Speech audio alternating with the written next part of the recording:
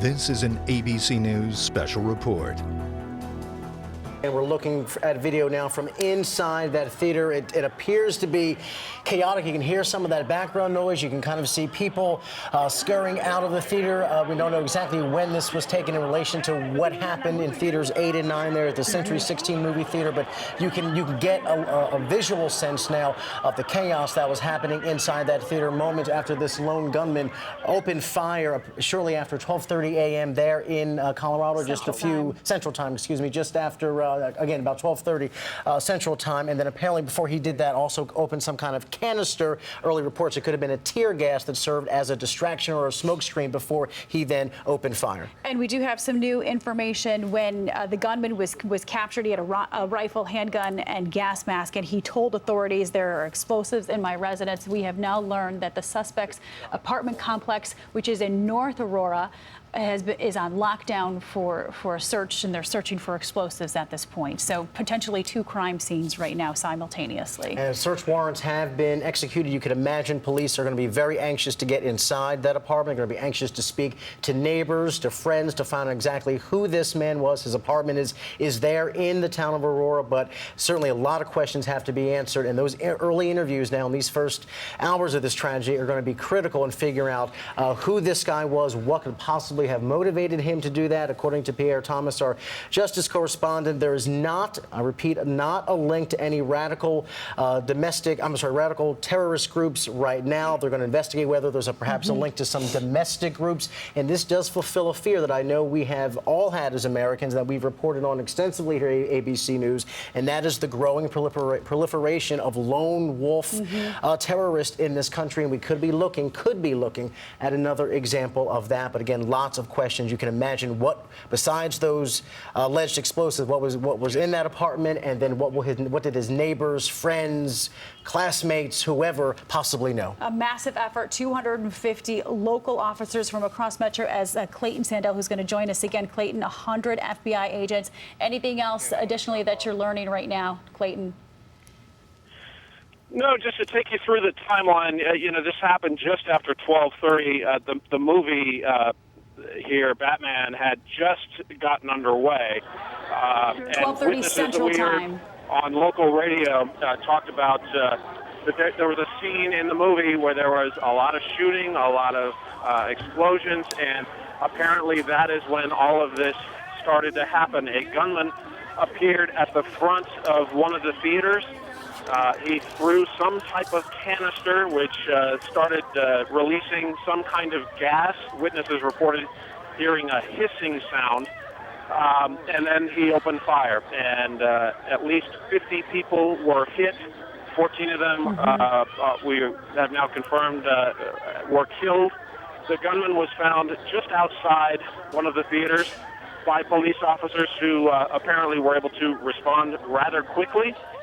He was found in possession of a gas mask, a rifle, and a handgun. And officers tell us that when he was taken into custody, he told them that he had some type of explosive device or devices, we're not sure exactly what, at his residence, an apartment building in North Aurora here in Colorado. Which is now on lockdown. Federal and local law enforcement are now en route there to evacuate the apartment building and try and figure out what they have at that scene.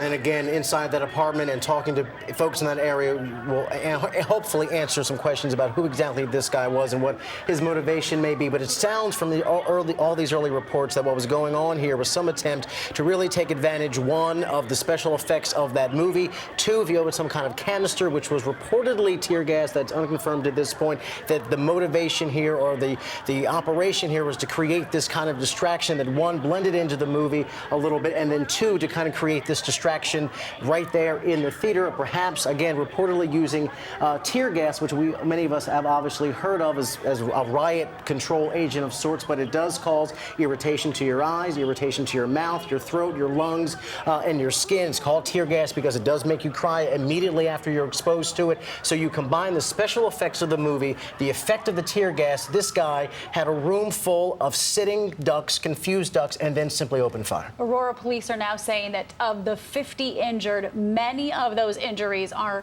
severe. So we have 14 confirmed dead, 10 died inside the theater, 40 passed away at local hospitals, and of the 50 injured, according to the local authorities out there in Aurora, many of those injuries are severe. So one gunman just inflicting a lot of depravity out there in Aurora, Colorado. And as you can imagine, we do have a team of. Okay, 1 second before I get to that, I want to mention we do have some new sound into the newsroom from a witness who apparently was there at the theater when this tragedy occurred. Let's listen in. Took me a second to realize what was actually going on. And as people were running away, I hit the ground so I wouldn't be hit. Somebody threw gas grenades. Yeah. That's all I saw. Was I heard the sound of metal canisters clinking around, and then I saw plumes of smoke. These poor folks had their hands tied, tear gas, special effects, confusion, a dark theater. As he mentioned, metal canisters clinking around. Our senior justice correspondent, Pierre Thomas, is on the case. Pierre, have we learned anything additional about the background of this gunman?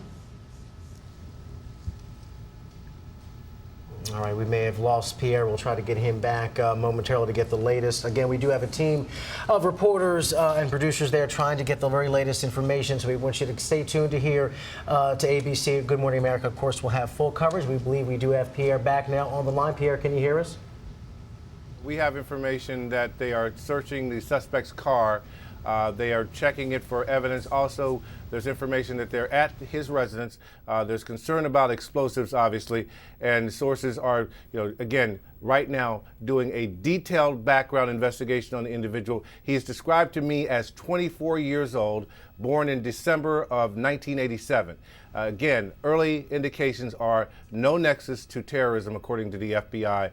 Again, they are talking to associates, friends, relatives, trying to get a sense of this person's background, also trying to determine motive. Thank you for that, Pierre. And what Pierre has focused on, and thank you, Pierre, live again. Thank you, live in Washington. What we've heard Pierre talk about so often over the past few years is the issue of soft targets in this country, because if you think about airports, we know what the security is like there. We take off our shoes, we take off our belt, we walk through those scanners, but we don't do that on buses. We don't necessarily do that on trains.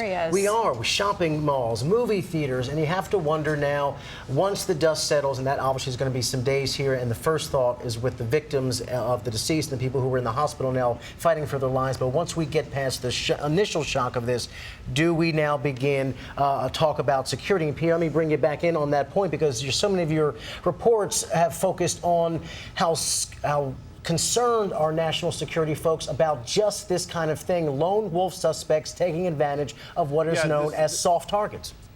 Yes, this is considered the most imminent threat.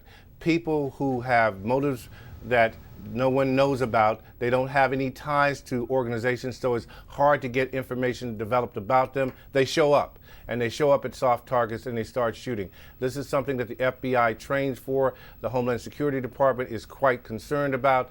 They prepare for these kinds of things. As you see what happened in Colorado, the FBI immediately got dozens and dozens of agents at the scene, not only to deal with victims, but also to begin to do a detailed background check on the individual. And the reason why they do that is they want to get a clear portrait and see if there's a nexus to terrorism, because one of the things you would be concerned about is, are there going to be more incidents? Are there going to be additional incidents in that area? Again, they've identified the suspect, 24-year-old male, born in December of 1987, and from that is the nexus of the investigation and the catalyst for everything going forward.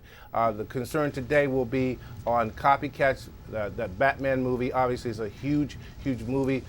Dozens of lines and major lines across the country, people lining up. Again, it's the worst case scenario for a situation like this, but right now it's looking like a lone wolf situation, but again, very early. And Pierre, hang on just for a second. I know Paula has some new details just into us. Children's Hospital in Aurora, and we've mentioned that there are several hospitals treating people, but Children's Hospital in Aurora has 6 victims. The youngest victim is 6 years old. And that we talked about a minute ago, because of the Batman and Summer family break. night at the movies, summer break, the kids are out of school. You can imagine several hundred people in that theater. Many had to be parents and young kids who were going just for a night at the movies, and it turned into this. So confirmation already that one of the victims here was just 6 years old. Just 6 years old, and witnesses within the theater say this gunman was just random, and it just seemed like he was just randomly picking his targets. Sitting ducks they were. And Pierre, let me bring you back in just for a second. Talk a little bit more about the soft targets here, because do you think something like this will prompt a discussion about security at malls, at bus stations, at movie theaters, which, as you saw, this gunman tonight had a room full, as we said many times, of sitting ducks. Do you think this will prompt some national conversation on should we and ought we be doing more? Well, there has already been a national conversation since 9/11, quite frankly. They've known that malls have been targets. Most major departments, police departments across the country have a plan for this kind of scenario that you saw enacted in Colorado this morning. The situation now that people will probably have to look at in these scenarios is, do you need police presence at major premieres of movies where you're going to have, again, packed theaters, where you're going to have long lines outside of the theater? That will be a topic of discussion, and I can tell you that law enforcement officials around the country today will be looking at that possibility going forward. Can you give us your perspective on the law enforcement in terms of their reaction time? Already 350 on the ground, 100 FBI officials, 250 police officers from across the metro Denver area. Seemed like very swift response, Pierre. Right. This plan has been in place. Most major departments have plans in place for situations like this. Obviously, you need a large cadre of federal agents and local agents, one, to secure the scene, two, to begin interviewing witnesses, and thirdly, to do the detailed background check on the suspect. That is key, because from that, it tells you how to respond going forward. And that's why you're having the FBI able to say, in general terms, very early in the investigation, that this looks like a lone wolf situation, that there does not at this moment, and again I emphasize at this moment, appear to be a nexus to international terrorism or domestic terrorism. Again, that's how they're able to make those early determinations. And again, I don't want to make you over-speculate, Pierre, but I do want to ask this question. You have so much experience seeing these kind of incidents. What, again, it's early and everything right now is tentative and somewhat speculative, but what drives someone potentially to do something like this if we can rule out terrorism or links to terrorism as a cause, at least in this early stage? Well, unfortunately, we've had a lot of experience with these kinds of cases. Since 2005 or so, we've had the Virginia Tech shooting, dozens killed. These things happen on a regular basis in the United States, multiple shootings like this. Unfortunately, it's individuals who are sometimes unstable, sometimes they have political motivations, but often, as we saw in the Tucson shooting, it's a deranged individual with no real, clear, sane reason for the activity.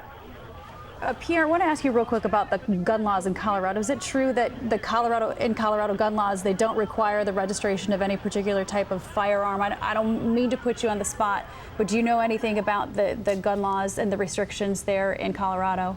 Well, unfortunately, it varies from state to state, and I'm not familiar with Colorado's particular gun laws. But look, as a general fact in this country, people can buy and own weapons. And the last time I checked with federal law enforcement authorities, there were over 200 million guns already in circulation. So that tells you that we buy guns in this country just like we buy other products. And that's just a fact of American life. All right, Pierre, we know you have a busy morning ahead of you. We thank you for sharing some time with us this morning and bringing us the latest on this tragedy unfolding in Aurora. Again, as we leave you now, the final seconds here, we know that there have been 50 folks injured, many severely, 14 dead in what apparently is the act of a lone gunman at a movie theater in Aurora, Colorado. Stay here with ABC for the very latest on this unfolding story, including Good Morning America coming up in many markets in just a few minutes. And we send our thoughts and prayers to everyone in Aurora. Thank you for watching ABC News. This has been a special report from ABC News.